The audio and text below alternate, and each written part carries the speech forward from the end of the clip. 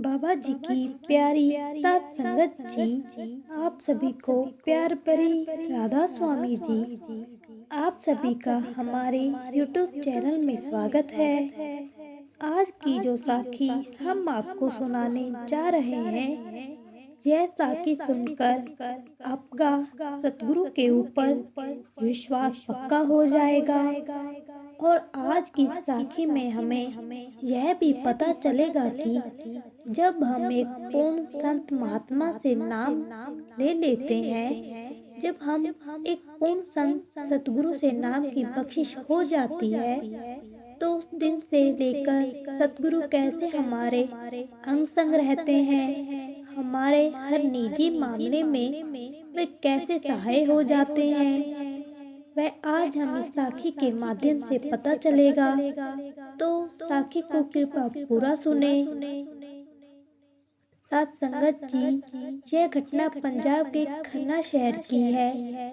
एक सत्संगी परिवार की है जिन्हें सतगुरु से नाम की बख्शिश हो चुकी थी, और उस सत्संगी परिवार ने कभी भी सेवा का मौका अपने हाथ से जाने नहीं दिया। वह गुरु घर की सेवा करने के लिए हमेशा तत्पर रहते थे, हमेशा तैयार रहते थे। साथ संगत जी, उनकी सेवा इतनी थी कि गुरु घर में संगत को उनके परिवार की मिसाल दी जाती थी, ताकि और संगत भी उनसे सीख सके, उनसे प्रेरणा ले सके। क्योंकि जब भी कोई सेवा करती है तो गुरु की तरफ से सबसे पहले उन्हें सूचित किया जाता था, क्योंकि वे सेवा का कोई भी मौका अपने हाथ से नहीं जाने देते थे। फिर चाहे वे तन की सेवा हो या फिर धन की सेवा हो। तो सात संगत जी, उनके पड़ोस में एक हिंदू परिवार रहता था, और उस परिवार की महिला इस सत्संगी परिवार की बीबी की सहेली थी। तो जब उनके पड़ोस की उस हिंदू परिवार की महिला का बेटा विदेश चला जाता है, तो यह देखकर इनके मन में भी यह बात चलने लगती है कि क्यों ना हम भी अपने बेटे को विदेश में भेज दें। तो वह भी अपने बेटे को विदेश भेजने की तैयारी कर लेती है, लेकिन ऐसा नहीं हो पाता, क्योंकि जब वह अपने बेटे को विदेश भेजने के लिए उसका वीजा अप्लाई करती है तो उसका वीजा नहीं लगता और रद्द हो जाता है। तो जब वह दूसरी बार वीजा अप्लाई करते हैं तो दूसरी बार भी उनका वीजा रद्द हो जाता है। तो उसके बाद वह फिर एक बार प्रयास करते हैं, लेकिन फिर भी उन्हें वही जवाब मिलता है।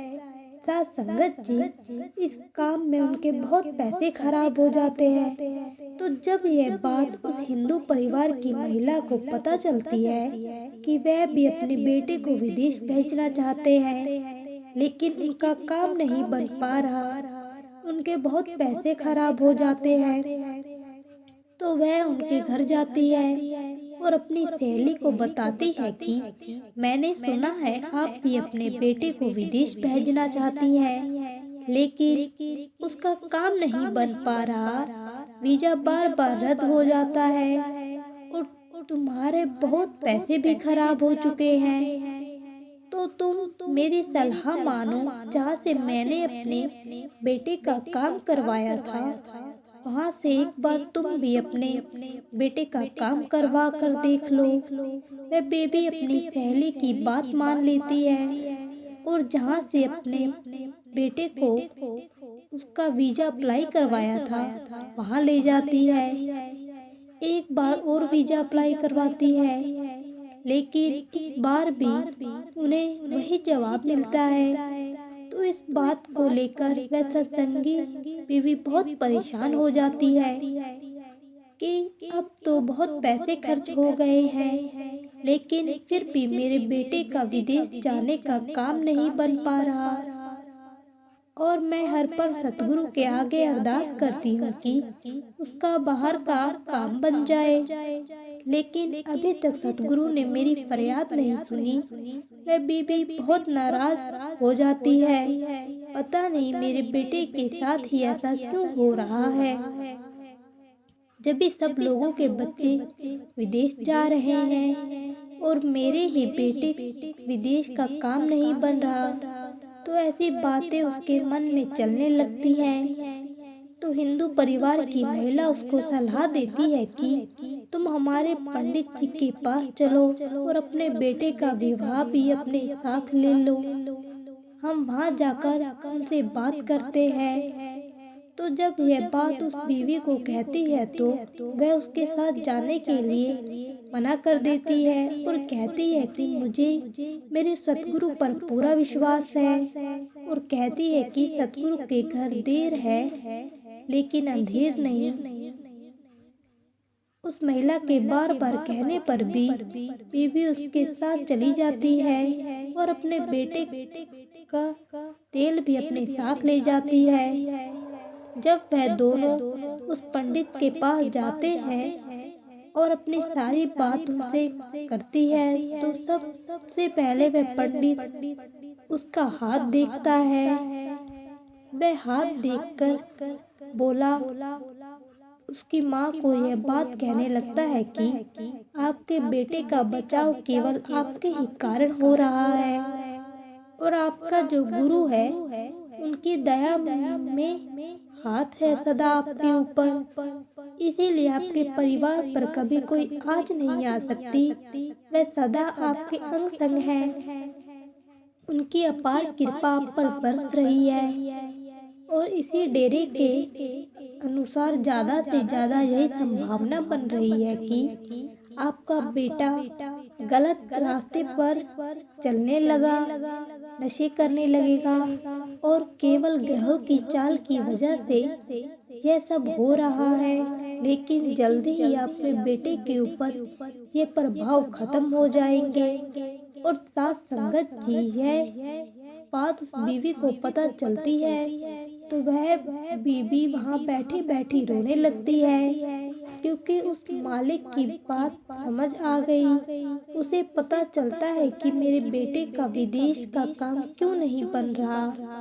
वह सोचती है कि अगर मेरा बेटा विदेश चला जाता, वहाँ जाकर गलत संगत में पड़ सकता था और कुछ भी हो सकता था, लेकिन मेरे सतगुरु ने ऐसा नहीं होने दिया।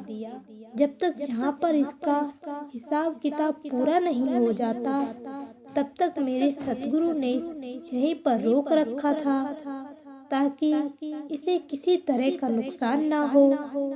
सतगुरु ने इसे अपने साथ जोड़ रखा है, ताकि गलत संगत में ना पड़ जाए, और संगत की सेवा में लगा रखा है, क्योंकि अगर वह विदेश चला जाता तो पता नहीं इसे वहाँ पर कैसा माहौल मिलना था, कैसे लोग मिलते। शायद वह जाकर किसी बुरी संगत में पड़ जाता। अगर ऐसा हो जाता तो मेरी क्या हालत होती। इसीलिए मेरे सतगुरु ने यह काम रोक दिया। लेकिन हमें इस बात की खबर नहीं होती कि हमारा काम क्यों नहीं बन रहा, क्योंकि उसके ना बनने के पीछे भी कोई ना कोई राज जरूर होता है। सतगुरु की कोई दया मेहर उसके पीछे छिपी होती है, जो हमें नजर नहीं आती, क्योंकि वह गुरु हमारे लिए वही करता है जो हमारे लिए अच्छा होता है, और फिर वह नाम की बख्शिश कर देते हैं। जिसके जिम्मेदारी वह ले लेते हैं, उसकी पल पल संभाल करते हैं। और सतगुरु कोशिश करते हैं कि मेरे सत्संगी को किसी भी तरह की तकलीफ ना हो, उसे कोई दुख सहन ना करना पड़े। तो सास संगत जी वह बीबी सोचती है कि जितने भी पैसे हमारे यहाँ पर खराब हो गए हैं, उसके पीछे भी कोई ना कोई वजह जरूर होगी, क्योंकि अगर मेरी औलाद गलत रास्ते पर चल पड़ती तो पता नहीं कितना नुकसान हो जाता। और क्या क्या हो जाता, वहाँ पर कितना खर्चा आता। जब ये बात उस बीवी के अंदर चलने लगती है तो उसकी आंखें बंद हो जाती हैं और आंखों से आंसू निकलने लगते हैं। वह बीवी घर आकर सतगुरु की याद में बैठकर रोने लगती है, सतगुरु का बार बार धन्यवाद करती है। तो साथ संगत जिस साखी से हमें ये प्रेरणा मिलती है कि जब हमें नाम की बख्शिश हो जाती है, उसके बाद हमारे जीवन में जितनी भी तकलीफें आती हैं, जितने भी दुख आते हैं, या फिर हमारा कोई भी काम नहीं बनता तो हमें चिंता करने की जरूरत नहीं है, क्योंकि उसके पीछे भी सतगुरु की कोई ना कोई रजा छिपी हुई है, कोई ना कोई राज जरूर छिपा होता है, जो कि उस समय हमें समझ नहीं आता, लेकिन सतगुरु भली भांति उसे मान जाते हैं। सतगुरु वही करते हैं जो हमारे लिए अच्छा होता है। तो साथ संगत की मालिक के घर में देर हो सकती है, अंधेर नहीं हो सकती। यह बात अक्सर सत्संग में फरमाई जाती है।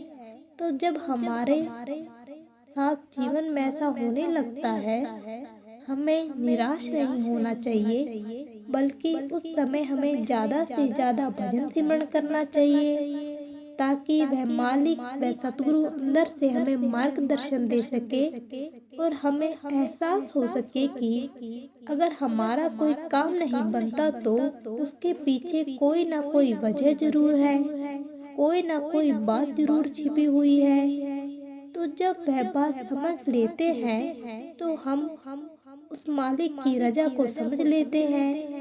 तब हमें समझ आ जाता है कि जब हमें वह समझा आता है, तब उसके बाद हम सतगुरु के आगे कोई प्रश्न नहीं करते, कोई सवाल नहीं करते हमारा ये काम क्यों नहीं बना, क्योंकि हम अपने सतगुरु की लीला को समझ लेते हैं, उसे भली भांति जान लेते हैं कि हमारे सतगुरु हमारे लिए जो भी करेंगे अच्छा ही करेंगे। अगर ये साखी आपको अच्छी लगी हो तो हमारे चैनल को सब्सक्राइब कर लीजिए। राधा स्वामी जी।